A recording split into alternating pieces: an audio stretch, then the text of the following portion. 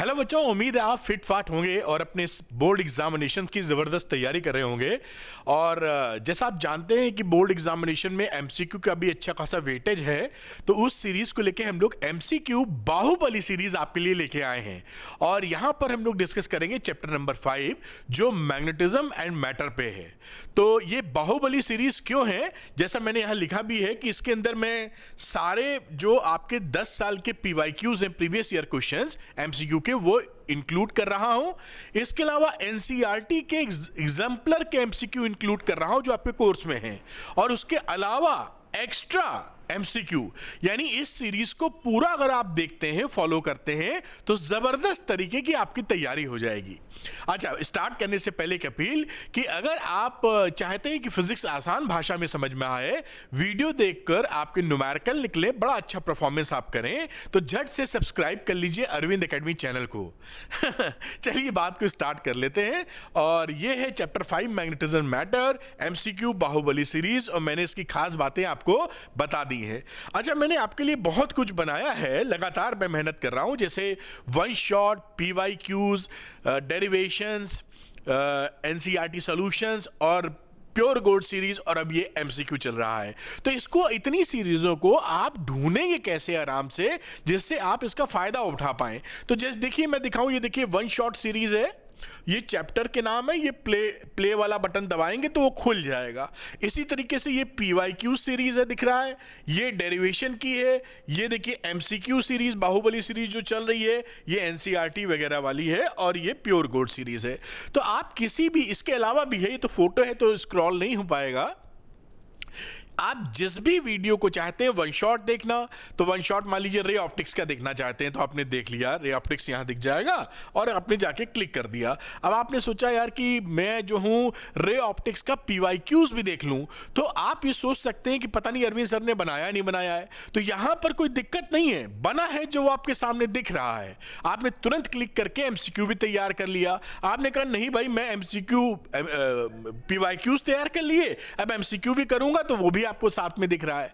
तो आपको ये पता रहेगा कि अरविंद सर आपके लिए क्या क्या बना रहे हैं, एक ही जगह आपको मिल जाएगा। इसलिए अपनी नीड के अकॉर्डिंग आप वीडियो देख सकते हैं और अपना बड़ा फायदा कर सकते हैं। अब इस ऑल वीडियो लाइब्रेरी जो मैंने इसको नाम दिया है, वो वहां पर आप पहुंचेंगे कैसे? तो पहुंचने के दो तरीके हैं। एक तो आप होम पेज पे चले जाएं, ये अरविंद एकेडमी का होम पेज है, मोबाइल वर्जन। ये देखिए लिंक लगा, यहां पर आपको दिखेगा। इस लिंक को आप क्लिक करेंगे, ऐसे खुल जाएगा। पहले वाले लिंक को, ऑल वीडियो लेक्चर्स को क्लिक कर दीजिए, उस लाइब्रेरी पे चले जाएंगे। उसके बाद ऊपर नीचे और साइडवेज स्क्रॉल कर लीजिएगा। मोबाइल की स्क्रीन छोटी होती है तो ऐसे तो नहीं दिखेगा वो, तो थोड़ा आगे पीछे करना पड़ेगा जिससे आप देख पाएं, और क्लिक करके अपना वीडियो, मनचाहा वीडियो देख सकते हैं। साथ में इस डिस्क्रिप्शन में, इस वीडियो के डिस्क्रिप्शन में भी इसका लिंक लगा दूंगा कि ये वीडियो देखने के बाद अगर आप चाहें कि चैप्टर नंबर 6 देखना है, 4 देखना है, तो आप आराम से झट से देख सकें। तो 2 वेज हो गए, होम पेज से जा सकते हैं और साथ में आप डिस्क्रिप्शन में लिंक मिलेगा, वहां से जा सकते हैं। इसका फायदा क्या है कि इजी एक्सेस है आपके लिए और कोई टाइम वेस्टिंग नहीं है। आपको जो चाहिए तुरंत आपकी निगाह के सामने है, अपनी इच्छा अनुसार आप देख सकते हैं, और हमेशा ये ऑल वीडियो लाइब्रेरी लेटेस्ट मिलेगी आपको। जो मैं चेंज करता हूं तुरंत वहां चेंज रिफ्लेक्ट कर जाता है, तो ये इसका फायदा है। अब कई बच्चों को ये रहता है कि जो आप पढ़ा रहे हैं सर, उसका पीडीएफ भी उनको मिल जाए, तो अरविंद एकेडमी टेलीग्राम चैनल को ज्वाइन कर लीजिए, लिंक डिस्क्रिप्शन में दिया है। यहां पर आपको पीडीएफ वगैरह और भी फॉर्मूला शीट और नोट्स वगैरह मैं प्रोवाइड करता रहता हूं, तो आपको मिल जाएंगे और उससे बड़ा फायदा आपका होगा। आपके लिए 2 जबरदस्त कोर्सेज हैं। देखिए, एक तो ये प्रीवियस ईयर क्वेश्चन का कोर्स है। कहानी क्या है कि आप जब भी तैयारी करते हैं क्लास 12 बोर्ड की, आप प्रीवियस ईयर क्वेश्चन लगाए बिना तैयारी पूरी कर ही नहीं सकते हैं, क्योंकि जिस तरह के क्वेश्चंस पिछले सालों में पूछे गए हैं उसी ट्रेंड पे क्वेश्चन आते हैं, तो वो तो प्रीवियस ईयर क्वेश्चन करना ही पड़ेगा। अब दुविधा ये कि जब भी आप मार्केट में जाते हैं किसी पब्लिशर की, अच्छी पब्लिशर की किताब लेने, एक फिजिक्स की भी लेने जाएंगे तो 300-400 रुपए की मिल जाती है आपको। इस चीज को देखते हुए हम लोगों ने क्या किया कि 10 साल के PYQs fully solved, 12th PCM 3 subject, 12th PCB 3 subject को आपके लिए प्रोवाइड करा दिया है 299 के अंदर। और ये 10 साल 2023 से 2014 10 इयर्स के पीवाईक्यूज फुली सॉल्व है, चैप्टर वाइज टॉपिक वाइज है, 12th पीसीएम या 12th पीसीबी। यही नहीं, अब आप ये भी जानते हैं कि पैटर्न हर बार बदलता है, नए नए तरह के क्वेश्चंस आते हैं। इस बार भी 2024 के बोर्ड एग्जामिनेशन में आप देखेंगे तो डिफरेंट टाइप के एमसीक्यू भी आ रहा है, असर्शन रीजनिंग भी आ रही है, केस स्टडी भी आ रहा है, very short answer type 1, short answer type 2, long answer, ये कई तरह के क्वेश्चंस आ रहे हैं। तो इन सबकी प्रैक्टिस कैसे करें, उसके लिए मैं आपके लिए लेके आया हूं all in one question bank. और ये 4 सब्जेक्ट यानी फिजिक्स, केमिस्ट्री, मैथ्स, बायो, चारों सब्जेक्ट का है, सभी तरह के क्वेश्चंस हैं इसमें, all type of questions, MCQ, हजारों MCQ, assertion reasoning, case study, sample paper. और ये चारों सब्जेक्ट पीसीएमबी आपको जस्ट 499 में प्रोवाइड हो जाएगा। तो इसको लेके आप जबरदस्त प्रैक्टिस कर सकते हैं और शानदार प्रदर्शन आप कर सकते हैं। अब ये कोर्सेज आप लेना चाहें तो लेंगे कहां, तो उसके लिए आप अरविंद एकेडमी ऐप को डाउनलोड कर लीजिए। ये देखिए अरविंद एकेडमी ऐप आपको दिख रहा है, इसके स्टोर सेक्शन में जाइए और कोर्सेज को वहां पर लेकर अपनी पढ़ाई को आगे बढ़ा सकते हैं। चलिए वीडियो को स्टार्ट करते हैं। जिस मकसद या वजह से वीडियो बन रहा है करते हैं शुरू। तो बच्चों हम लोग एमसीक्यू की बाहुबली सीरीज स्टार्ट करते हैं चैप्टर 5 के लिए, मैग्नेटिज्म एंड मैटर के लिए। पहला क्वेश्चन आपकी स्क्रीन पर ये रहा, ये देखिए 2023 का क्वेश्चन है, लेटेस्ट। और क्या पूछा गया है, which of the following can not modify an external magnetic field as shown in the figure. देखिए जब भी कोई सब्सटेंस आप रखते हैं यहां पर मटेरियल, तो आप देखते हैं कि अगर मैग्नेटिक फील्ड लाइंस उसके बाहर से उससे दूर होके जा रही हैं, तो ये सब्सटेंस क्या होता है, डायमैग्नेटिक सब्सटेंस। और ये डायमैग्नेटिक सब्सटेंस अगर है तो इनमें से कौन सा डायमैग्नेटिक सब्सटेंस है, वो है कॉपर। तो कॉपर हमारा डायमैग्नेटिक सब्सटेंस है, इसलिए इसका आंसर हो जाएगा डी। क्योंकि डायमैग्नेटिक सब्सटेंस को जब भी मैग्नेटिक फील्ड में आप डालेंगे, मैग्नेटिक फील्ड लाइंस उस सब्सटेंस के अंदर से जाना पसंद नहीं करती, उससे दूर से जाती हैं। तो ये इसका आंसर हो जाएगा option number D, which is copper, क्योंकि कॉपर एक डायमैग्नेटिक सब्सटेंस है। मैं हटता हूं, कई बच्चे इसको स्क्रीनशॉट लेना चाहते हैं तो आप ले लीजिए। अगले क्वेश्चन की तरफ चलते हैं हम लोग। ये रहा नेक्स्ट क्वेश्चन, ये भी 2023 का सवाल है, देखिए। और यहां पूछा गया है, which one of the following has relative magnetic permeability between 0 और 1, 0 एंड 1। तो किसकी मैग्नेटिक जो परमेबिलिटी होती है, आप जानते हैं म्यू आर से शो करते हैं आप उसको, mu upon mu naught free space से डिवाइड करते हैं, तो इस तरह इसको लिखते हैं। तो ये रिलेटिव परमेबिलिटी किसकी 0-1 के बीच में आएगी, वाटर की। तो ये वाटर इज द आंसर। इसको थोड़ा ये याद रखने वाले सवाल हैं, तो ये वाटर को आप पकड़ लीजिए कि इसकी मैग्नेटिक परमेबिलिटी आपकी वाटर इज द आंसर, 0 और 1 के बीच में। चलिए इसको भी नोट कर लीजिए। नेक्स्ट क्वेश्चन आगे लेके चलते हैं और अगला क्वेश्चन आपके सामने लेके आते हैं। नंबर 3 क्वेश्चन, इंटरेस्टिंग सवाल है। A bar magnet has magnetic dipole moment m। एक बार मैग्नेट है, उसका मैग्नेटिक डायपोल मोमेंट m है। Its initial position is parallel to the direction of uniform magnetic field. एक यूनिफॉर्म मैग्नेटिक फील्ड है ऐसे, और एक मैग्नेट आपने रखा है इस तरीके से, और इसका मैग्नेटिक डायपोल मोमेंट होता है साउथ से नॉर्थ, मतलब मैग्नेटिक डायपोल मोमेंट का डायरेक्शन। ठीक, तो ये डायरेक्शन मैग्नेटिक डायपोल मोमेंट का और मैग्नेट का एक ही डायरेक्शन में, यानी इसके बीच का एंगल कितना है, थीटा 0 डिग्री। आगे देखते हैं। In this position the magnitudes of torque and force acting on its respectively are. कितना टॉर्क लग रहा है इस मैग्नेट पर और कितना फोर्स है ये बताना है। तो देखिए टॉर्क का फॉर्मूला होता है tau is equal to M B sine theta. Theta क्या होता है, angle between M M B. तो एम और बी के बीच में एंगल यहां पर कितना है, 0। तो आप इसको लिख सकते हैं एम बी साइन 0 डिग्री, यानी आंसर हो गया 0।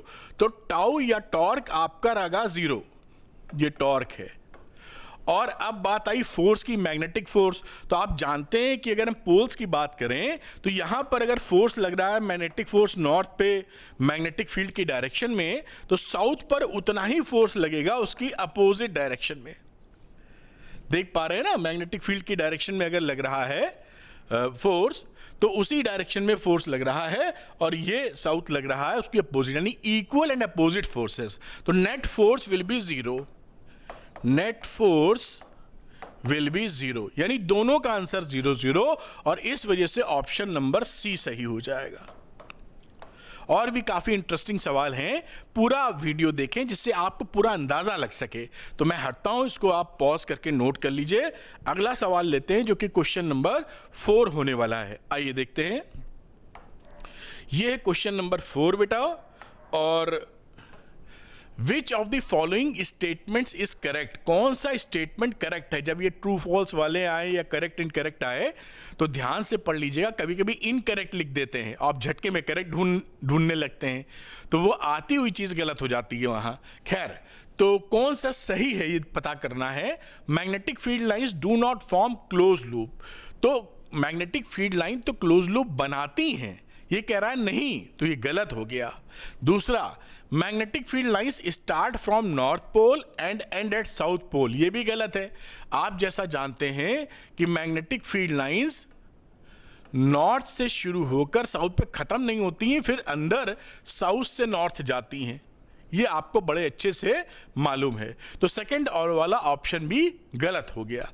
तीसरा, the tangent at any point on the magnetic field line represents the direction of the magnetic field at that point, ये सही है। कह रहे हैं कि कोई मैग्नेटिक फील्ड लाइन है और इस पे हम कोई इस पॉइंट पर अगर डायरेक्शन निकालना चाहें तो यहां टेंजेंट खींच दीजिए, this is the direction of B, तो this is the correct one. तो एक ही करेक्ट होगा, तो आंसर सी आपका सही हो गया। लेकिन ऑप्शन नंबर डी भी पढ़ लेते हैं हम लोग।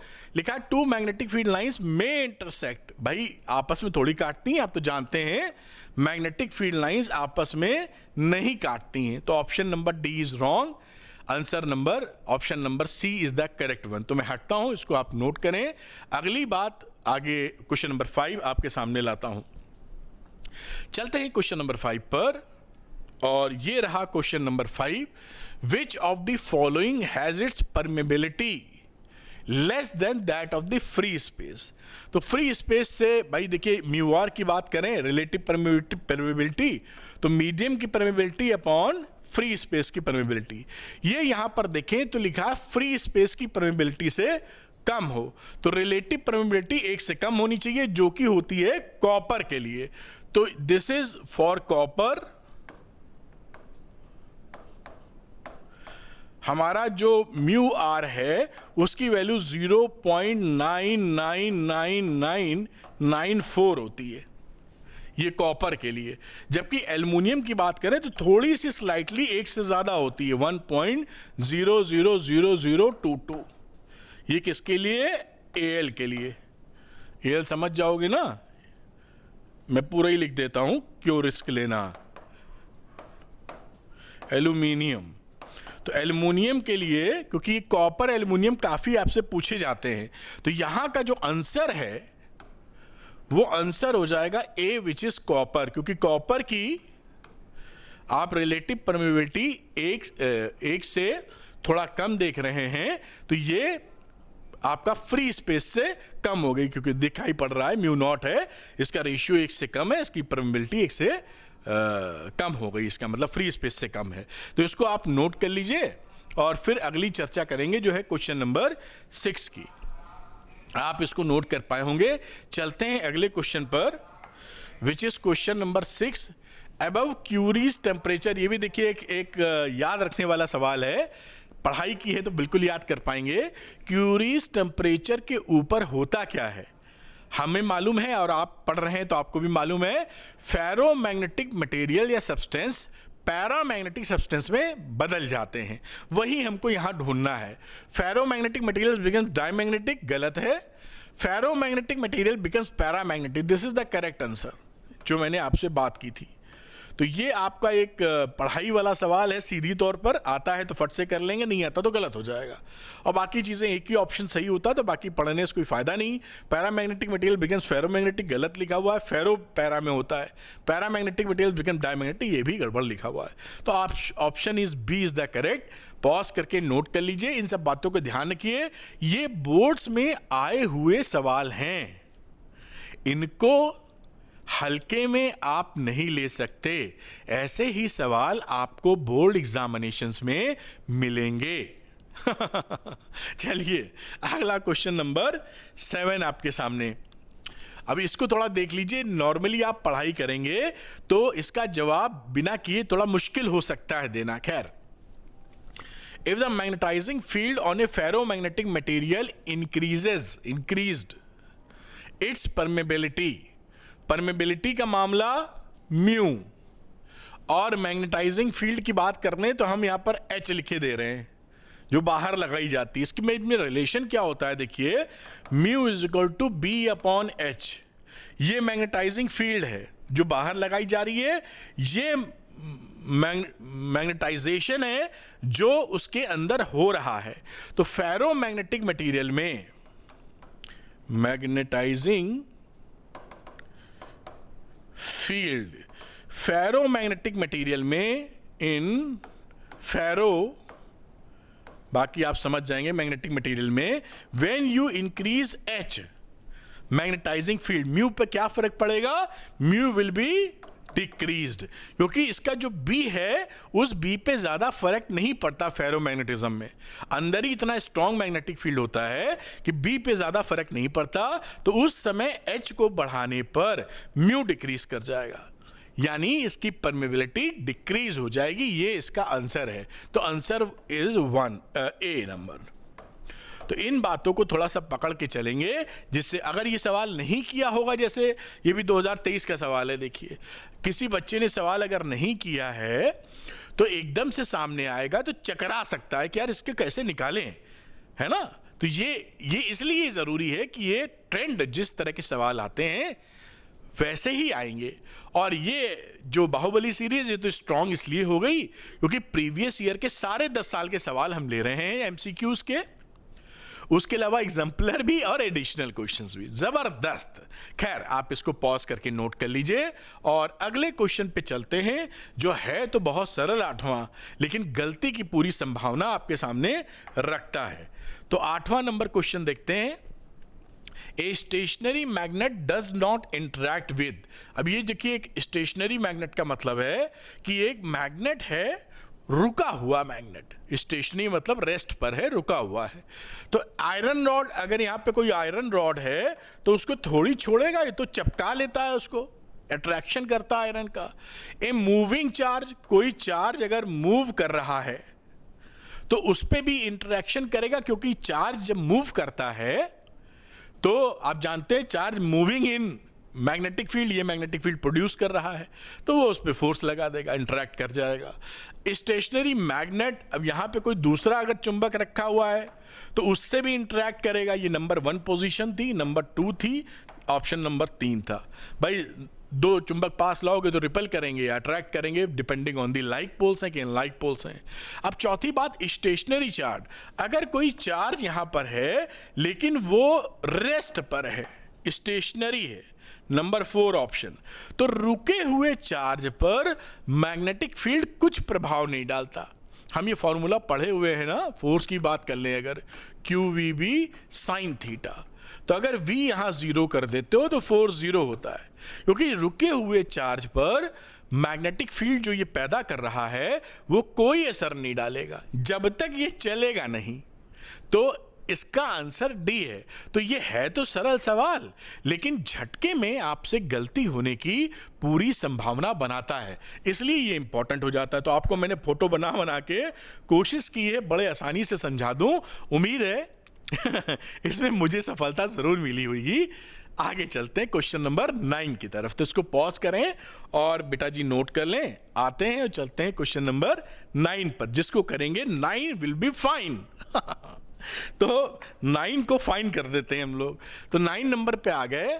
2 unlike poles of strength 10 ampere metre ये पोल स्ट्रेंथ है, each are held in air at a distance of 0.10 metre from each other, the magnetic force of attraction between them is, हम जानते हैं formula Coulomb's law of magnetism, mu not upon 4 pi QM1 magnetic strength of 1 magnetic pole strength of 1 pole strength of 2 upon R square. इस फॉर्मूले को अगर लगा दिया जाए, म्यू नॉट अपॉन 4 पाई की वैल्यू होती है 10⁻⁻⁷, पोल स्ट्रेंथ दी है 10, तो 10 इंटू 10 और आर स्क्वायर 0.1 है, ये देखिए इसका स्क्वायर, इसको सॉल्व करोगे 1 इंटू 10⁻⁻³ न्यूटन आपका आंसर आ जाएगा।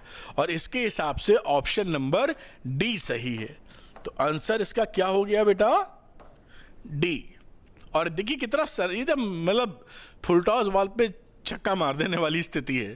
कह रहा आप पकड़ पाए होंगे, नोट करिए। और अगला सवाल हम लोग करते हैं जो क्वेश्चन नंबर 10 रहेगा।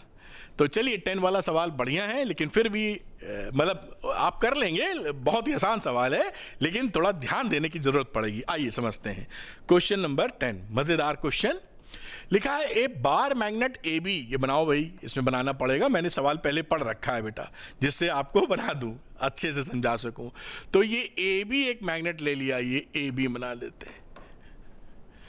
Of magnetic moment m is cut into 2। अब देखिए मैग्नेट अगर है तो कहीं पर नॉर्थ, कहीं पर साउथ, कहीं का मतलब है पोल होंगे। तो मान लीजिए ये नॉर्थ है और ये साउथ पोल है, कोई भी बना सकते हैं किधर भी, बढ़िया। अब क्या कह रहा है कि इसको काटे हैं ये, और परपेंडिकुलर टू द एक्सिस, यानी यहां से कच्चे से काट दिया है। अब अगर आपने इसको काट दिया है तो एक चुंबक बन जाएगा। आप जानते हैं मोनोपोल डू नॉट एग्जिस्ट, तो ए ऐसे आ गया और ये वाला पार्ट जो कटा ये साउथ बन जाएगा, और इधर वाला हिस्सा ये देखिए ये नॉर्थ बन जाएगा, ये साउथ, और ये पार्ट बी है। इस तरह से दो चुंबक, छोटे जो कटे हुए चुंबक आपको मिल जाएंगे। अब देखिए क्या है, one part is kept over the other so that end B is exactly over A. अब तीसरी घटना क्या की है इन्होंने कहा है कि हम इसको एक के ऊपर एक ऐसे रखते हैं, नॉर्थ साउथ, ये ए वाला पार्ट था, और इसके ऊपर एक दूसरा चुंबक रखा है जो ये बी वाला है, लेकिन इसको हमने ऐसे रखा है, बी वाला पार्ट। अब बी की तरफ कौन है? साउथ, नॉर्थ, ऐसे रख दिया है। पकड़ पाए बात? ये दिस इज द सिचुएशन, ऐसे रख दिया है। और क्या कह रहे हैं कि मैग्नेटिक मोमेंट, आप बताइए इस कॉम्बिनेशन का, इसका एम क्या है? मैग्नेटिक मोमेंट बताएंगे अभी हम लोग, ठीक है। अब देखिए कितने प्यार से इसको कर सकते हैं। इसका अगर मैग्नेटिक मोमेंट हम निकालने जाएं, शुरू में कुछ ले लें, मान लीजिए स्मॉल m1 m2 लिख सकते हैं। मान लीजिए m1 लिखते हैं तो मैग्नेटिक मोमेंट क्या होता है? Q पोल स्ट्रेंथ इनटू बीच का सेपरेशन। तो पोल स्ट्रेंथ अगर मैं इसकी QM ले लूं, ठीक, और बीच का सेपरेशन अगर 2L ले लूं, तो आप इसको क्या लिख सकते हो? QM into 2L।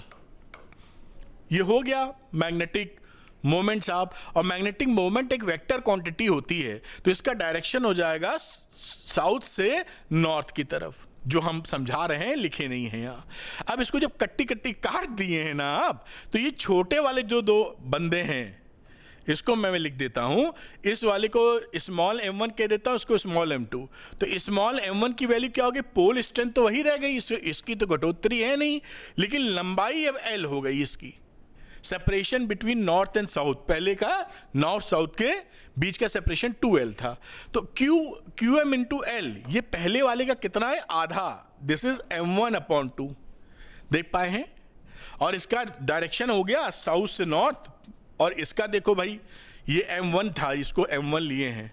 मैं तसल्ली से समझा रहा हूं जिससे समझ पाए आप। अब m2 की बात करो तो पोल स्ट्रेंथ वही है, बीच की लेंथ L, यानी ये वैल्यू हो गई अगेन m1/2। हाँ, इसका डायरेक्शन भाई साहब अलग है, साउथ से नॉर्थ। तो अब देखिए जरा, साउथ से नॉर्थ, तो साउथ से नॉर्थ बनाया तो ठीक है। अब यहाँ पर देखिए इसका, इन दोनों का जो m1 m2 है, साउथ से नॉर्थ इधर है, इसका वाइट कलर लेना चाहिए था मुझे, साफ दिखेगा आपको, तो मैं वाइट कलर लूँगा। तो यहां पर साउथ से नॉर्थ ऐसे जा रहा है, साउथ से नॉर्थ ऐसे जा रहा है, तो दोनों के मैग्नेटिक मोमेंट यहां पर देखें इक्वल हैं, लेकिन दोनों का डायरेक्शन अलग है। तो जब आप फाइनल m निकालेंगे ऐसे वेक्टोरली, तो इसको लिखोगे m1 अपॉन 2 डायरेक्शन के हिसाब से plus minus m1 upon 2। m1 का मतलब m2 है, लेकिन ये दोनों वैल्यू सेम है, बराबर आप मैग्नीट्यूड की बात करें तो दिस विल बी 0। बात समझ तो पाए हैं आप ना, ये m2 m1 के बराबर है, डायरेक्शन अलग है केवल, इसलिए ये वैल्यू जो लिखी है वो m2 की लिखी है। इसका आंसर क्या हो गया? 0। इसलिए एक मैग्नेटिक मोमेंट इधर, एक मैग्नेटिक मोमेंट इधर, दोनों इक्वल एंड अपोजिट, इसलिए इसका नेट मैग्नेटिक मोमेंट कितना आ गया है? 0। ये क्वेश्चन इसलिए इंपॉर्टेंट है कि इस पर बेस्ड कई क्वेश्चंस आपसे पूछे जाते हैं, घुमा भी हमने लिए भी हैं 2-3 क्वेश्चंस करके हम दिखाएंगे भी, लेकिन बात इसलिए मैंने स्टेप बाय स्टेप चले हैं कि नेक्स्ट क्वेश्चन में 0 से नहीं स्टार्ट होना पड़ेगा। अगर आप ध्यानपूर्वक समझ गए हैं, मैग्नेटिक मोमेंट का मतलब होता है अगर करंट कैरिंग लूप है तो NIA लिखते हो, NIA याद है ना, करंट कैरिंग लूप का मैग्नेटिक मोमेंट कितना लिखते हो? मैग्नेटिक डायपोल मोमेंट बोल लीजिए, मैग्नेटिक मोमेंट बोल लीजिए NIA। और अगर चुंबक रखा हुआ है तो पोल स्ट्रेंथ इनटू बीच का सेपरेशन, जैसे कि इलेक्ट्रिक डायपोल होता था वैसे मैग्नेटिक डायपोल। खैर आप समझ गए सारी बात, डायरेक्शन भी मैंने समझाई, मेरे ख्याल से पकड़ ले गए होंगे। नोट करें, अगला सवाल पेश करता हूं, तो इसको आप नोट कर लीजिए, इंटरेस्टिंग सवाल है और आप जरूर इसको शानदार तरीके से समझ पाए होंगे। क्वेश्चन नंबर 11, एक शुभ गिनती। हम लोग हिंदुस्तान में प्रथा है ना कि किसी की बर्थडे, किसी की शादी ब्याह पे देते 101 रुपए, 501 रुपए, 1001 रुपए, ऐसे एक लगा देते हैं शुभ के लिए। तो शुभ क्वेश्चन और देखिए कितने आराम से होएगा। कलर को थोड़ा बदलना पड़ेगा भाई जिससे दिखे आपको। तो 2 magnets of equal magnetic moments, दोनों के इक्वल मैग्नेटिक मोमेंट्स हैं, एक का m तो दूसरे का भी m दिया भी हुआ है। Each are placed as shown in the figure, the resultant magnetic moment is. देखिए ध्यान रखिएगा, जो मैग्नेटिक मोमेंट होता है वो एक वेक्टर क्वांटिटी है, उसका डायरेक्शन होता है साउथ से नॉर्थ। ये साउथ इधर है, नॉर्थ इधर, ये 2 वेक्टर क्वांटिटीज हैं। इसे आप चाहो तो m लिख दो, इसे m, दोनों इक्वल हैं, डायरेक्शन अलग है।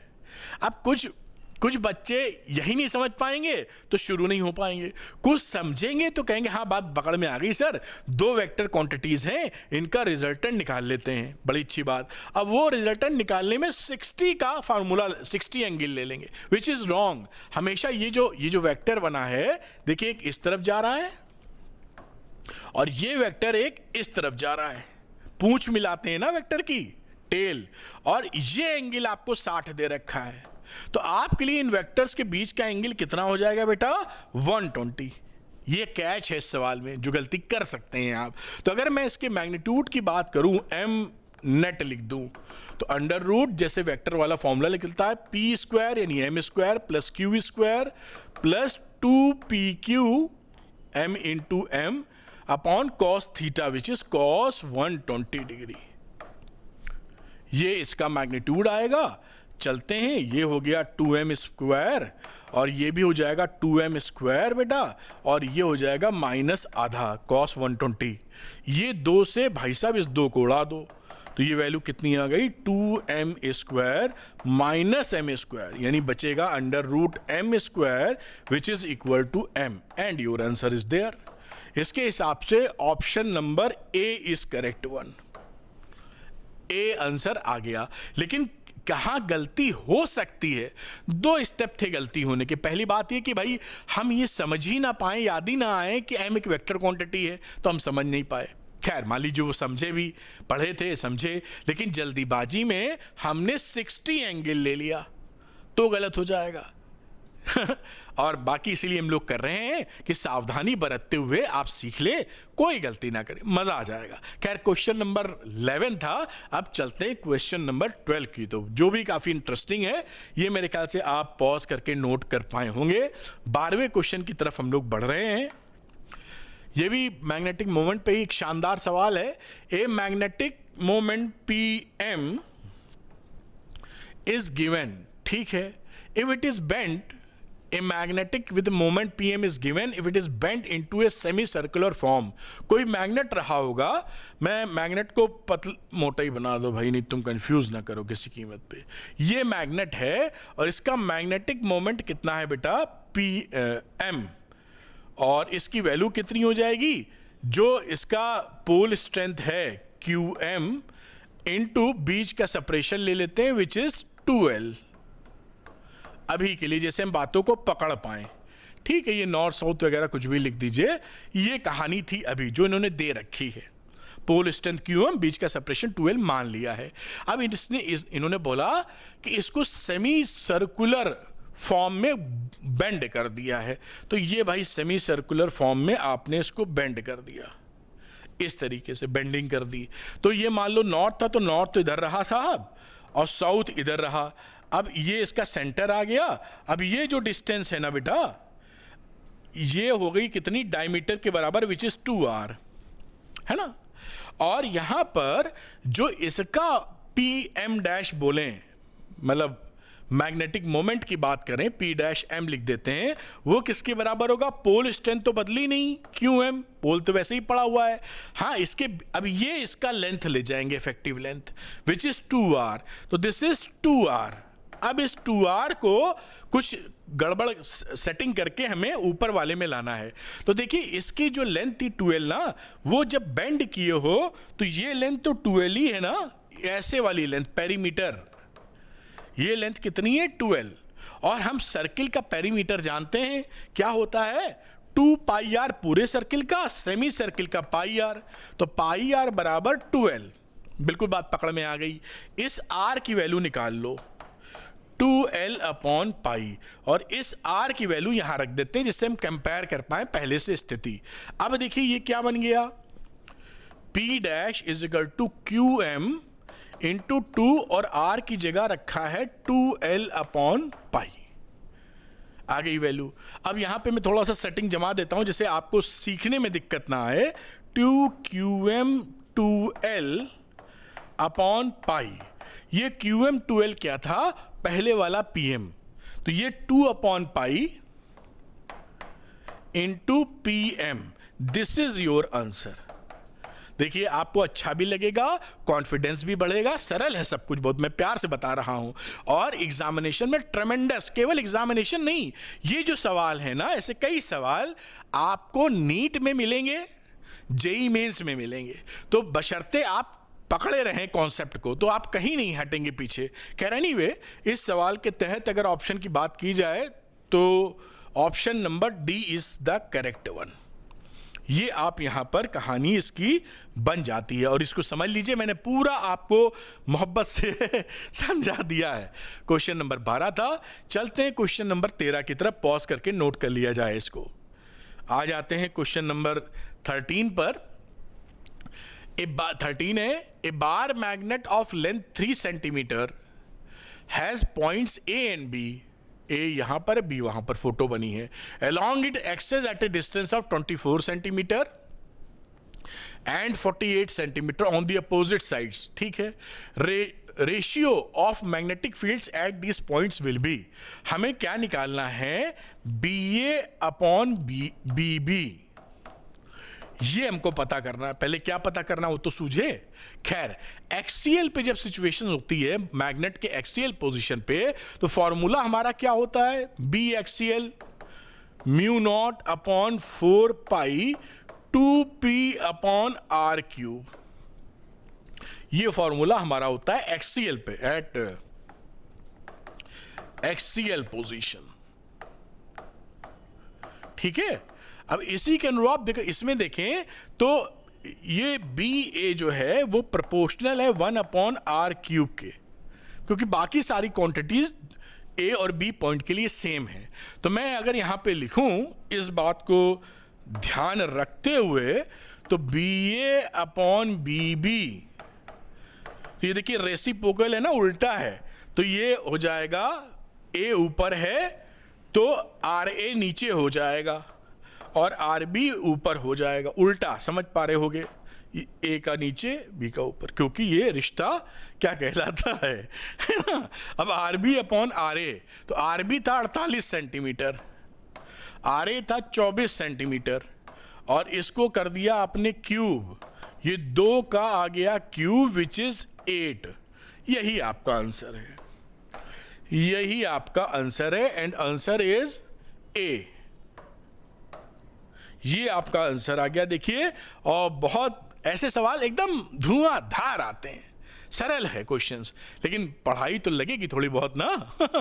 तो आप इसको नोट करें। क्वेश्चन नंबर 14 की तरफ चलते हैं, मेरे ख्याल से पॉज करके आप नोट कर पाए होंगे। क्वेश्चन नंबर 14 पे आते हैं। देखिए, ये है the couple acting on a magnet of length 10 centimetre and pole strength 15 ampere metre kept in a field of B, दे रखा है इतना, at an angle of 30 degree. Couple का मतलब टॉर्क, तो टॉर्क की वैल्यू आप जानते हैं, tau tau tau M cross B, ये तो मैंने वेक्टर फॉर्मूला लिखा है। मैग्नीट्यूड ले लेंगे तो एम बी साइन थीटा, और यहां पर डायरेक्ट एम नहीं दे रखा है, तो एम की जगह क्या होता है, आपको बड़े अच्छे से पचाए भी हम लोग कर चुके हैं, pole strength into separation between two poles. तो यहां पर ये सेपरेशन है, एल मतलब लेंथ, मतलब 2l ले रहे हैं लेंथ, तो यहां पर वैल्यू हो गई Q M into 2l M B sine theta. Value रखना शुरू करते हैं। पोल स्ट्रेंथ कितनी थी, 15, 2l का मतलब सेपरेशन है, तो लेंथ 10 सेंटीमीटर है, वही है, तो 0.10। देखिए यहां पर गलती ये मत कर देना, l बराबर 0.10 मत ले लेना, सेपरेशन बिटवीन पोल्स की बात की जाती है, इसको 2l माने हो, ठीक। ये 10 सेंटीमीटर है, तो आप 2l बराबर 10 सेंटीमीटर हुआ, ना कि l बराबर 10 सेंटीमीटर। ये गलती कई बच्चे करते हैं, ना करें आप, इसलिए मैं पूरा ध्यान रखने की कोशिश कर रहा हूं। खैर बढ़िया। b कितना था बेटा जी, 2 इंटू 10 की पावर -5, और साइन 30 डिग्री, साइन 30 डिग्री आधा होता है, हम और आप दोनों को पता है। अब इसको सॉल्व करेंगे तो 1.5 इंटू 10 की पावर -5 न्यूटन मीटर आपका आंसर आ जाएगा, और इसके हिसाब से ऑप्शन नंबर ए बनेगा। ये आंसर आ गया। बहुत ही आसान सवाल, लेकिन पूछे जाने वाला सवाल। आता हूं, इसको आप नोट करें। अगला सवाल करेंगे जो काफी इंटरेस्टिंग है और जिसमें गलती की संभावना भी है। देखिए भी दिखाता हूं आपको, है तो कैलकुलेशन नाम की कोई चीज नहीं, लेकिन गलती हो जाएगी आपसे, हो सकती है। 15 नंबर में लिखा है bar magnet is held perpendicular to a uniform field. ये कोई बार मैग्नेट है, ये फील्ड है मैग्नेटिक, और नॉर्थ साउथ बना देते हैं, या इसको आप साउथ लिख दें और इसको नॉर्थ, तो ये आपका मैग्नेटिक मोमेंट का डायरेक्शन है, साउथ से नॉर्थ। ये 90 डिग्री पर है, ऐसे ही ना। हाँ, if the couple acting on the magnet is to be halved, इस समय कोई टॉर्क लग रहा होगा इस पे, टाउ ले लेते, टाउ 1 ले लेते हैं। अब इसको हमने इसको घुमाया, हार्ड बाई रोटेटिंग इट, हमने इसको घुमाया है, और टॉर्क की वैल्यू अब क्या की, मान लो ये घुमाया हमने साउथ नॉर्थ, ऐसे घुमा दिया। इस समय टॉर्क की जो वैल्यू है वो पहले से आधी हो गई है, टॉर्क 2। पूछ रहा है कितने एंगल से रोटेट किया है आपने। तो देखिए ध्यान रखिएगा, हमें ये एंगल चाहिए आंसर के तौर पर, रोटेशन, और हमें हमारा फॉर्मूला इस एंगल से ताल्लुक रखता है। इस समय ये जो एंगल है विच इज θ1, जो कि 90 डिग्री के बराबर है ना। ये है θ2, जो कि कितने के बराबर है निकालना पड़ेगा, नहीं मालूम अभी। चलिए शुरू करते हैं। तो पहले केस में टॉर्क था mb साइन थीटा, यानी 90 डिग्री, तो इसकी वैल्यू क्या हो गई, mb। सेकेंड केस में τ2 बराबर होगा τ1 अपॉन 2 के अकॉर्डिंग टू क्वेश्चन, और m वही है, b वही है, और साइन थीटा, जो थीटा हमको मालूम नहीं, θ2 की बात कर रहे हैं, इसको लिख दो यहां पे थीटा। ठीक, तो बहुत बढ़िया। आप टाउ 1/2 को आप लिख दीजिए mb, इसकी जगह mb लिख दो, तो ये mb साइन थीटा के बराबर है। ये 2 था तो ये 2 यहां भी आ जाएगा, mb कट गया तो साइन थीटा की वैल्यू कितनी आ गई, हाफ। इसका मतलब थीटा कितना है, 30 डिग्री। क्या हमारा 30 डिग्री करेक्ट आंसर है?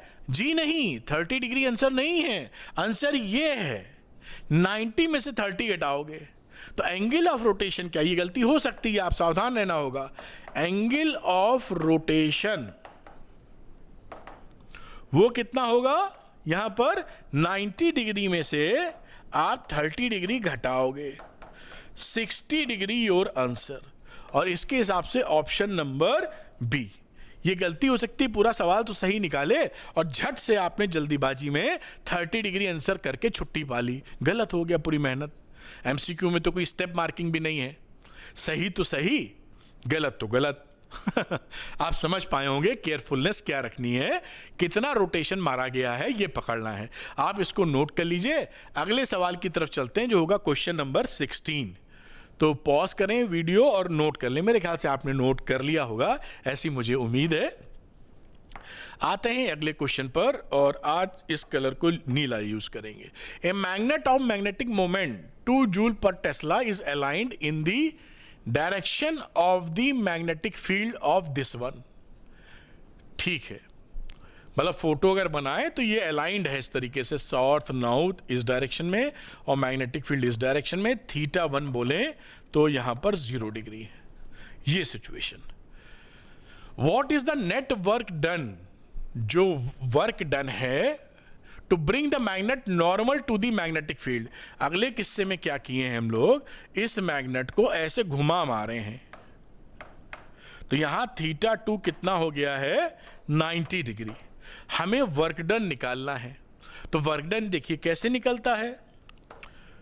वर्क डन का जो फॉर्मूला होता है मैग्नेटिक फील्ड में, वो निकालते हो mb cos, इसको याद रखना, theta 1 minus cos theta 2। This is the formula. Theta 1 से थीटा 2 का अगर रोटेशन करेंगे, थीटा 1 थीटा 2 एंगल mb के बीच का है, मैग्नेटिक मोमेंट और मैग्नेटिक फील्ड के, तो ये वर्क डन आ जाएगा। अब यहां पर वैल्यू रखते हैं। मैग्नेटिक मोमेंट हमको दे रखा था 2, मैग्नेटिक फील्ड था 0.1, कॉस थीटा 1 तो कॉस थीटा 1 में कॉस 0, और ये कॉस थीटा 2 में कॉस 90 डिग्री। आप बात को पकड़ पाए होंगे। कॉस 90 होता है 0, कॉस 0 होता है 1, यानी आंसर कितना आ गया, 2 इंटू 0.1 यानी 0.2 जूल। इतना वर्क डन आपने किया है, और इसके हिसाब से ऑप्शन नंबर बी करेक्ट है। मैं बिल्कुल आसान, बिल्कुल कोई डरने की आवश्यकता नहीं, नोट कर लें इसको, शानदार परफॉर्मेंस करें। तो उम्मीद है बेटा आप इसको नोट कर पाए होंगे। अगला सवाल देखते हैं जो कि होगा क्वेश्चन नंबर 17 आपके सामने है, और देखते हैं क्या आंसर आएगा। If a diamagnetic material is placed in a magnetic field, magnetic field में डायमैग्नेटिक मटेरियल रख दिया है, the magnetic field inside the material compare to the outside will be slightly less. A option है। देखिए जब भी आप क्या करते हैं, ये डायमैग्नेटिक सब्सटेंस रखते हैं तो मैग्नेटिक फील्ड लाइंस इसको छोड़ के जाना पसंद करती हैं, और इसका जो मटेरियल है इसके अंदर मैग्नेटिक फील्ड पहले से कम हो जाता है। जब आप इस डायमैग्नेटिक मटेरियल को, ये कौन सा मटेरियल है, डायमैग्नेटिक मटेरियल, तो डायमैग्नेटिक मटेरियल को के अंदर आपका मैग्नेटिक फील्ड घट जाता है, तो आंसर इज ए। और अगर ये पैरा या फेरो होता तो मैग्नेटिक फील्ड लाइन और घुसती इसके अंदर, तो थोड़ा इसका magnetic field inside the material will be higher in case of paramagnetic, in case of ferromagnetic much higher. खैर इसको आप नोट करें। क्वेश्चन नंबर 17 था। चलिए हम लोग करते हैं क्वेश्चन नंबर 18। बहुत ही सरल। Magnetic permeability is maximum for, ये तो बता ही देंगे आप। मैग्नेटिक जो परमेबिलिटी होती है किसके लिए सबसे ज्यादा होती है, तो ये फेरोमैग्नेटिक मटेरियल के लिए, फेरोमैग्नेटिक मटेरियल के लिए सबसे ज्यादा होती है। आंसर है ए। तो magnetic permeability will be much higher for ferromagnetic materials. इसको भी नोट करें। अगला सवाल लेंगे जो है क्वेश्चन नंबर 19, जो बहुत सरल है, थोड़ी सी जानकारी आपसे मांगता है। तो ये क्वेश्चन 19 में है, the susceptibility of a paramagnetic material is psi at 27 degree. At what temperature will it susceptibility will be psi by 2। देखिए क्यूरीज लॉ आप जानते हैं, क्यूरीज लॉ। तो क्यूरी लॉ क्या बोलता है हमारा कि susceptibility is equal to paramagnetic के लिए C upon T। C Curie's constant है, T एब्सोल्यूट टेम्परेचर है इसके। और यहां पर आप क्या देख पाए, psi is equal to 1 upon T proportional. इसके हिसाब से अगर मैं यहां साई 2 अपॉन साई 1 लिखूं तो ये वैल्यू कितनी आ जाएगी? ये देखिए अपोजिट चल रहा है तो T1 वाला पहले आ जाएगा और T2 वाला बाद में आ जाएगा। T1 upon T2। ये अब हमें निकालना किसका है? साई बाई 2। तो ये यहां पर वैल्यू चाहो तो लिख दो। ये वैल्यू रही साई अपॉन 2 अपॉन साई, और ये वैल्यू T1 कितनी थी शुरू में? 27 डिग्री। तो एब्सोल्यूट टेम्परेचर लेना है 273 प्लस 27 केल्विन में अपॉन T2। यहां देखिए साई कट गया और T2 की वैल्यू क्या आ गई? ये 1/2 आएगा, 2 मल्टीप्लाई हो जाएगा तो 2 इंटू ये कितना है? 300 केल्विन। तो ये वैल्यू आ गई 600 केल्विन। ये आपका आंसर है। और ऑप्शन के तौर पर आंसर, अच्छा आंसर डिग्री सेंटीग्रेड में दिया है। 600 केल्विन में से 273 घटाना पड़ेगा। तो this is 600 kelvin. Degree centigrade में टेम्परेचर की बात करें तो 600 माइनस 273 डिग्री सेंटीग्रेड, और ये वैल्यू हो जाएगी कितनी? 327। तो 327 आपका आंसर ए वाला आंसर है। तो आंसर इज ए। तो इस तरीके से भी ध्यान रखिए कि केल्विन में ऑप्शन दिए हैं, डिग्री सेंटीग्रेड में, केल्विन में आंसर है। तो भाई जिस तरीके से ऑप्शन है उसी तरीके से देखना पड़ेगा। तो आप इसको समझ गए होंगे। ये क्यूरीज लॉ आपको मालूम होगा। नहीं मालूम तो बेटा, एक बच्चे ने बोला था कि सर आप ऐसा ना बोला करिए कि आपको मालूम होगा, क्योंकि हमको कुछ नहीं मालूम। अब अगर ऐसी स्थिति है कि हमको कुछ नहीं मालूम तो क्यूरीज टेम्परेचर आप इसको पढ़ लीजिए।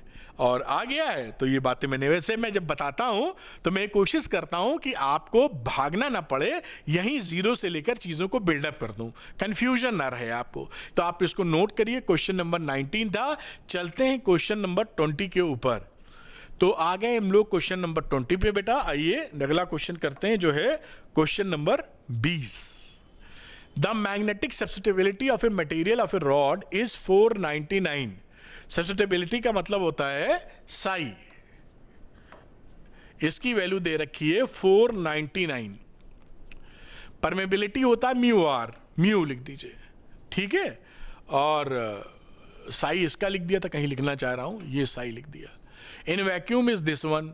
Absolute permeability of the material of the rod is, absolute permeability of the rod कितनी होगी ये निकालने की बातचीत चल रही है। तो ये वैल्यू होती है, देखिए mu is equal to mu not 1 plus psi M.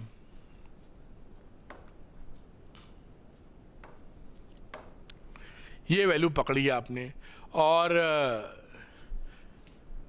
Mu naught की वैल्यू दिखी 4 पाई इंटू 10 की पावर -7 1 प्लस 499। ये फॉर्मूला देखिए आना जरूरी है, वरना ये सवाल बनाओगे कैसे। तो mu is equal to mu not 1 plus psi M, ये आपको याद कर लेना है। और यहां से आ जाएगा देखिए 500, और इससे एडजस्ट करेंगे 2 से मल्टीप्लाई करके 1000, एक वैल्यू कम कर देंगे इसकी। तो हाँ, तीन जीरो कम मैं लिख देता हूं। 4 पाई इंटू 10 की पावर -7 इंटू 500। 2 इससे मल्टीप्लाई कर दो तो ये रहा 2 पाई इंटू 10 की पावर -7 इंटू 1000। तो ये वैल्यू कितनी हो गई? 2 पाई इंटू 10 की power -4 henry metre. This is the answer, और ये ऑप्शन नंबर सी है, ये C is the correct option. कैसे किया है, एक छोटा सा फॉर्मूला लगाया है, दैट्स ऑल। आप इसको पॉज करके नोट कर लीजिए। अगला सवाल करते हैं, जो क्वेश्चन नंबर 21, ये भी एक अच्छा खासा शुभ नंबर है, इसको करेंगे। और यहाँ पे देखिए एनसीईआरटी एग्जाम्पलर के क्वेश्चन है, तो थोड़ा ध्यानपूर्वक इसको देख लेंगे। लिखा in a magnetic material in a permanent magnet at room temperature. एक परमानेंट मैग्नेट है, सपोज करिए रूम टेम्परेचर पे ऐसे रखा हुआ है, नॉर्थ साउथ जैसे भी बना दें, तो लिखा magnetic moment of each molecule is zero. क्या सभी मॉलिक्यूल का इसका मैग्नेटिक मोमेंट जीरो होगा? आंसर है गलत, क्योंकि इसका मैग्नेटिक मोमेंट है इस समय, तो भाई सबका जीरो कैसे हो सकता है, ये गलत हो गया। दूसरी बात करें, the individual molecules have non zero magnetic moments which are perfectly aligned, ये भी गलत है। क्या जितने भी इसके अंदर मॉलिक्यूल्स हैं सब परफेक्टली अलाइंड हैं क्या? आंसर है जी नहीं, सब परफेक्टली अलाइंड नहीं है। तो तीसरा, domains are partially aligned, this is correct, यही डोमेन थ्योरी थी हमारी, और इसके हिसाब से आंसर सी हो जाएगा। इसकी जो डोमेन थ्योरी थी मैग्नेट की, उसमें डोमेन्स आपके पार्शियली अलाइंड है, कुछ इस तरफ है कुछ इसके आसपास हैं, तो ये पार्शियली अलाइंड है। Domains are all perfectly aligned, ये भी सच बात नहीं है। तो डोमेन थ्योरी के बेसिस पर, जो कि आप चैप्टर में पढ़ते हैं, वहां पर जो डोमेन होंगे इसके परमानेंट मैग्नेट के, वो पार्शियली अलाइंड होंगे। अलाइंड होने का मतलब कि नॉर्थ साउथ की तरफ ही एक ही डायरेक्शन में हो, ऐसा नहीं है। देखिए जैसे एक मॉलिक्यूल है, इसका मैग्नेटिक मोमेंट इधर है, m1 लिख दो इसको। एक मॉलिक्यूल है, इसका मैग्नेटिक मोमेंट इधर है, तो इस तरह से मॉलिक्यूल्स का मैग्नेटिक मोमेंट अलग अलग हो गया। अलाइंड होने का मतलब क्या है कि दोनों का मैग्नेटिक मोमेंट ऐसे आ जाना, मॉलिक्यूल्स की बात कर रहे हैं। ये नहीं होता ऐसी सिचुएशंस में, और ये तो मॉलिक्यूल की बात है, यहां तो डोमेन थ्योरी पढ़ी थी। डोमेन क्या होते हैं? क्लस्टर्स या एक जैसे मैग्नेटिक मोमेंट्स का कॉलोनी। मतलब आप समझ पा रहे हैं ना, जैसे कि डोमेन का मतलब हुआ कि जहां पर जो मॉलिक्यूल्स एक तरह के मैग्नेटिक मोमेंट होल्ड कर रहे हैं, उनके क्लस्टर को हम बोलते हैं डोमेन। ऐसा दूसरा डोमेन भी होगा जो किसी और डायरेक्शन में मैग्नेटिक मोमेंट लिए होगा। एक टाइप के आदमी भी एक साथ रहते हैं, ऐसे समझ लिए, डोमेन 1 डोमेन 2। तो ये यहां पर बहुत सारे मॉलिक्यूल्स होते हैं, लेकिन डोमेन्स इनके, डोमेन का मतलब क्या है? जहां पर कई सारे मॉलिक्यूल्स हैं, लेकिन उन सारों मॉलिक्यूल्स का एक डोमेन में एक ही तरफ मैग्नेटिक मोमेंट है, लेकिन दूसरे डोमेन वाले भी हैं। तो ये डोमेन थ्योरी थी। तो यहाँ पे ये जो डोमेन्स भी हैं कई तरह के होंगे, 2 ही बनाए हैं, ऐसे कुछ बिगड़ गया कि डोमेन जो बने हैं 2, इस तरह के डोमेन सब परफेक्टली अलाइन नहीं होंगे, मतलब सब ऐसे एम की डायरेक्शन में नहीं होंगे कि साउथ से नॉर्थ की डायरेक्शन में हो, पार्शियली होंगे। ये समझाने का मकसद था। ये थोड़ा सा आप चैप्टर पढ़, सब बनाया है आपके लिए, चैप्टर पढ़ेंगे और शानदार तरीके से सीख जाएंगे। खैर मैं हटता हूं, क्वेश्चन नंबर 21 आप नोट कर लें। अब क्वेश्चन नंबर जो 22 है वो भी काफी इंटरेस्टिंग है, और ये रहा एनसीईआरटी एग्जाम्पलर का ही क्वेश्चन नंबर 22। इसमें थोड़ा लंबा लिखा है, मैं आपको समझा देता हूँ प्यार से, वरना आप कहीं डर ना जाएं पढ़ के। डरे, कौन डरता है वैसे, आप तो बहादुर इंसान हैं। तो consider 2 idealised system, 2 idealised system की बात की है। A parallel plate capacitor with large plates and small separation. एक सिस्टम है जहां पर लार्ज प्लेट्स है, सेपरेशन अलग अलग है, मतलब सेपरेशन कम है, ये है। दूसरा है लॉन्ग सोलेनॉइड ऑफ एल। एक सोलेनॉइड आपने लिया है, एल काफी ज्यादा है, ऐसे है। रेडियस ऑफ क्रॉस सेक्शन सब बढ़िया है। अब पढ़ते हैं। पहले में लिखा है is ideally treated as a constant between plates and zero outside. यहां पर इलेक्ट्रिक फील्ड इसी के अंदर माना जा रहा है, और इसके बाहर हम इलेक्ट्रिक फील्ड जीरो मानते हैं। इसके बाहर क्या है? Electric field zero, outside. अब दूसरी बात, magnetic field is constant inside the solenoid. Magnetic field इसके अंदर तो है, लेकिन आउटसाइड, एंड जीरो मान रहे हैं मैग्नेटिक फील्ड आउटसाइड। इन सिचुएशन से निकाली है ये बातें। These idealized assumptions, however, contradict fundamental laws as below. देखिए ये फंडामेंटल लॉ किसको कंट्राडिक्ट कर रहे हैं भी बताते हैं. अगर आप इसमें गॉस लॉ लगा दीजिए, मैं कलर को बदल लूं जैसे आपको साफ दिखे, इसमें मैं अगर ऐसे ले लूं गॉस लॉ लगा दूं, तो गॉस लॉ के हिसाब से क्या होता है, B dot D S is equal to Q inside upon epsilon not. और यहां पे क्यू इनसाइड क्या है, जितना इस पे प्लस क्यू है उतना ही माइनस क्यू है, तो that is 0 upon epsilon not, that is 0. यानी ये जो कहानी आएगी बी डॉट डी एस, जो फ्लक्स आया, जो इलेक्ट्रिक फील्ड बाहर मिल रहा है यहां पर, ये 0 है. तो इसमें ये करेक्ट बैठ गया, क्योंकि आप जानते हैं कि जो इलेक्ट्रिक फील्ड की कहानी होती है प्लस चार्ज से शुरू होकर माइनस पे खत्म होती है. तो यहां से प्लस से स्टार्ट हुआ इलेक्ट्रिक फील्ड और माइनस पे खत्म हो गया, बात सेट हो गई, इसमें कोई कंट्राडिक्शन नहीं है. लेकिन अब हम ये देखिए, इसको करने से पहले आप जानिए जो गॉस लॉ फॉर मैग्नेटिज्म क्या होता है. गॉस लॉ फॉर मैग्नेटिज्म वो ये बोलता है कि आप जो, ये बी नहीं यहां ई लिखना चाहिए मुझे, जो यहां पर बी डॉट डी एस है उसकी वैल्यू हमेशा 0 आनी चाहिए. ये गॉस लॉ है. क्यों? क्योंकि मैग्नेट में जो भी electric field lines north pole से निकलती हैं वो घूमकर साउथ पोल से होते हुए फिर कंप्लीट करती हैं लूप, यानी क्लोज लूप बनाती हैं. जितनी बाहर निकल रही हैं उतनी ही उसके अंदर आ रही हैं. तो हमेशा जो बात करेंगे इलेक्ट्रिक फील्ड वाली चीज का, वो हमेशा यहां पर शून्य आ जाएगा. ये तो समझ पाए ना, इलेक्ट्रिक फील्ड यहां से 0 हो गया. देखिए ये चीज 0 आई तो इलेक्ट्रिक फील्ड 0 हो गया, ये करेक्ट है. अब यहां पर जब हम चर्चा करने लगे, एक लूप ले लीजिए बाहर ऐसे.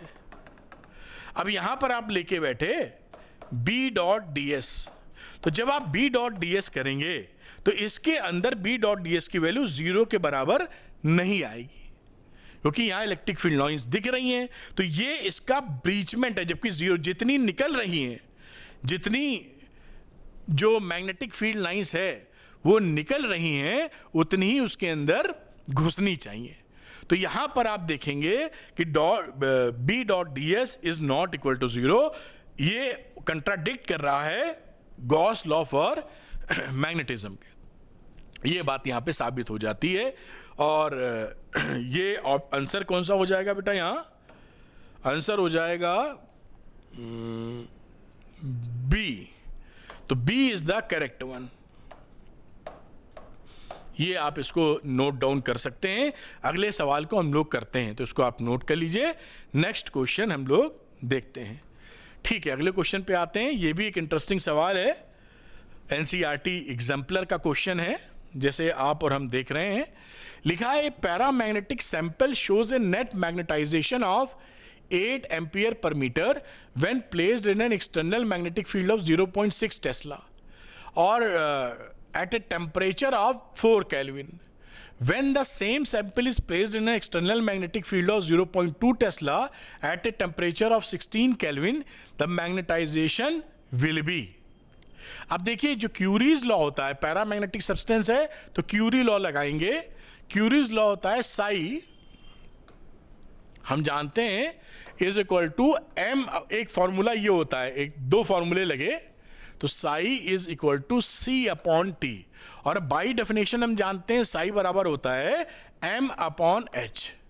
एच है मैग्नेटाइजिंग फील्ड जो बाहर से लग रही है, और एम है मैग्नेटाइजेशन.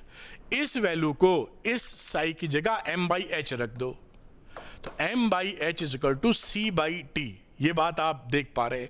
तो मैग्नेटाइजेशन की वैल्यू क्या हो गई, सी एच बाई टी. इस फॉर्मूले को हम यूज करेंगे. अब ये मैग्नेटाइजेशन है, यहां दे रखा था कि पहले का मैग्नेटाइजेशन मालूम है, M1 M2 के फॉर्म में लिख देंगे. तो यहां M1 M2 लिख देता हूं मैं सीधे, आप जैसा समझ पाए. अगर मैं यहां M1 लिखने जाऊं तो क्यूरीज टेम्परेचर वही है H1 T1, और अगर मैं M2 लिखने जाऊं तो CH2 T2. अब इन दोनों को पकड़ते हुए यहां पर अगर मैं M1 अपॉन M2 ले लूं, यहां से देखिए CC कट जाएगा, और H1 तो सीधे है, T1 उसका उल्टा है, तो वैल्यू हो जाएगी यहां पर H1 upon H2 into T2 upon T1. एक बार चेक कर लेते हैं. H1 H2 सीधे है, directly proportional, T1 T2 reciprocal, इसका उल्टा लिख दिया। ठीक, अब यहां पर वैल्यूज फीड कर देते हैं। H1 H2 कितनी है 0.6, बाद में H2 थी 0.2 टेस्ला, पहले का टेम्परेचर कितना था केल्विन में 4 केल्विन, तो 4 नीचे, ऊपर कितना है 16 केल्विन, तो 4 चौक 16 और 3 12 आ जाएगा यहां पर, सही लिए 12 आ गया, ले देखे, तो ये वैल्यू लिख दीजिए आप 12, और हमको निकालना क्या है यहां पर M2, तो M2 is equal to M1 upon 12, M1 कितना था 8, तो वैल्यू इज 2/3 एम्पियर मीटर, ये आंसर आ गया। मैं आपको ऐसे सवाल करा रहा हूं कि बिल्कुल 100% नंबर आवे आपके, तो ये बिना सोचे कि भाई आपको सरल सरल करवा दूं, जो है वो है सामने, B option is the correct one. इस तरीके से इसको आप कर सकते हैं। तो अब मैं हटता हूं, इसको नोट डाउन कर लीजिए आप, मेरे ख्याल से आप नोट कर पाए होंगे। अगले क्वेश्चन की तरफ चलते हैं, जो है क्वेश्चन नंबर 24। ये रहा क्वेश्चन नंबर 24। तो the permeability of a paramagnetic substance, जो परमेबिलिटी होती है पैरामैग्नेटिक सब्सटेंस की क्या होती है, स्लाइटली मोर होती है। हमने आपको बताया था अभी कि अगर किसी भी मैग्नेटिक फील्ड में पैरामैग्नेटिक सब्सटेंस डालेंगे तो थोड़ा सा इसको पसंद करता है।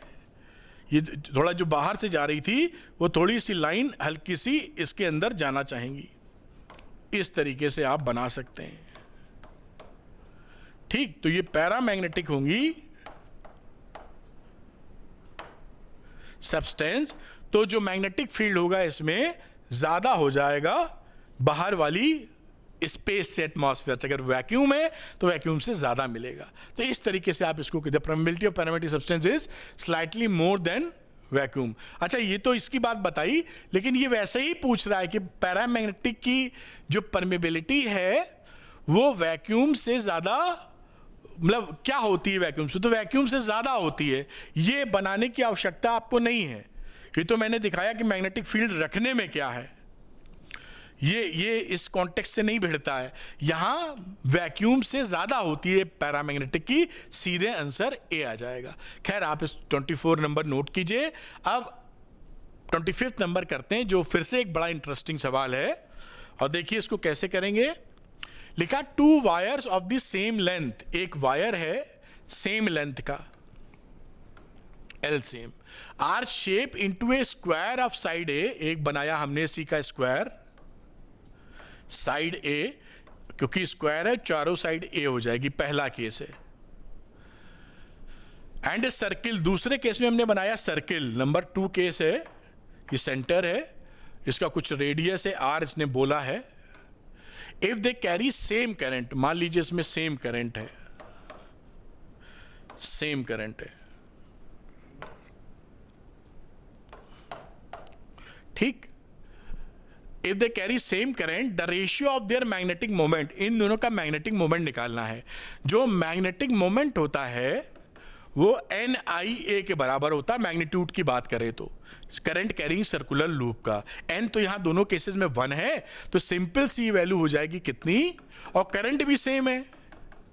तो अगर मैं M1 M2 की बात करूं तो I इंटू A1, और M2 बात करूं तो I इंटू A2, यानी M1 अपॉन M2 अगर लिखूं तो ये A1 अपॉन A2 का मामला है। यानी हमें रिलेशन एरिया से स्टैब्लिश करना है, दैट्स ऑल। तो यहां पर देखते हैं इसका एरिया कितना होता है, A1 स्क्वायर का एरिया होता है A स्क्वायर। और यहां पर एक चीज और हमको पता चली कि ये जो लेंथ तो L ही थी, इसका पेरीमीटर कितना हो जाएगा 4A, which is equal to L। भाई पेरीमीटर 4A जो कि इस वायर के लेंथ के बराबर है, तो यहां से A की वैल्यू कितनी आ गई, L अपॉन 4, ये वैल्यू इसमें पुट कर दो, तो A1 कितना आ गया, L स्क्वायर अपॉन 16। अब हम दूसरी चीज पकड़ते हैं यहां से, यहां पे A2 की बात पहले कर लेते हैं, जिसे आप पाई R स्क्वायर लिखोगे। अब इसका फिर इसकी जो लेंथ है ये भी L है, टोटल पेरीमीटर की, पेरीमीटर हो जाएगा इसका पेरीमीटर 2 पाई R बराबर L। तो R क्या रहा यहां पर, L/2 पाई, और इस R को आप इसमें पुट कर दीजिए, तो A2 कितना रहा, पाई L/2 पाई का होल स्क्वायर, ये L है ऊपर वाला, तो पाई L² 4 पाई स्क्वायर, पाई से ये स्क्वायर कट गया तो L² 4 पाई आ गया। अब इसको जब रेशियो लेने जाएंगे तो कट पिट जाएगा। अब यहां पर इसकी वैल्यूज, इनकी वैल्यूज यहां डाल दीजिए, M1 M2, A1 क्या है, L² 16, M2 को पलट के मल्टीप्लाई कर देंगे, ज्यादा आसान रहता है, डिवाइड कर रहे हैं ना, तो 4 पाई ऊपर और L² नीचे, L² कट गया और पाई/4 आ गया। देखिए यही आपका आंसर है, और ये एक हो जाता है सी ऑप्शन। ये एक अच्छे सवालों में है और बड़ा मजा आपको आएगा करने में। तो ये पूरा आज का जो चैप्टर था वो फिनिश हो जाता है, इसको आप नोट कर लीजिए। मैं हटता हूं। तो मेरे ख्याल से आप इसको नोट कर पाए होंगे, और वीडियो खत्म करने से पहले आपको रिमाइंड करा दूं कि PYQs आपके लिए बहुत इंपॉर्टेंट है। 12th PCM 12th PC का प्रीवियस ईयर क्वेश्चन लेना है तो जस्ट 299 में आप ले सकते हैं। फुली सॉल्व्ड है, 10 साल के क्वेश्चंस हैं जो चैप्टर वाइज टॉपिक वाइज हैं, और ये क्वेश्चन बैंक है जो भी काफी मजबूत है, क्योंकि तरह तरह के क्वेश्चन पूछे जा रहे हैं। तो उसमें सभी फिजिक्स, केमिस्ट्री, मैथ्स, बायो, चारों सब्जेक्ट का question bank, assertion, reasoning, MCQs, case study, short long, सब आंसर्स मिलेंगे 499 में, चारों सब्जेक्ट आप ले सकते हैं। अरविंद एकेडमी का लैब डिस्क्रिप्शन में दिया है, डिस्क्रिप्शन में क्लिक करके अरविंद एकेडमी ऐप को डाउनलोड करें, स्टोर सेक्शन में जाकर देख लें। और अगर ये वीडियो पसंद आए तो लाइक और शेयर कीजिएगा। अरविंद एकेडमी चैनल को सब्सक्राइब कीजिए for top quality content. Thank you very much, best of luck.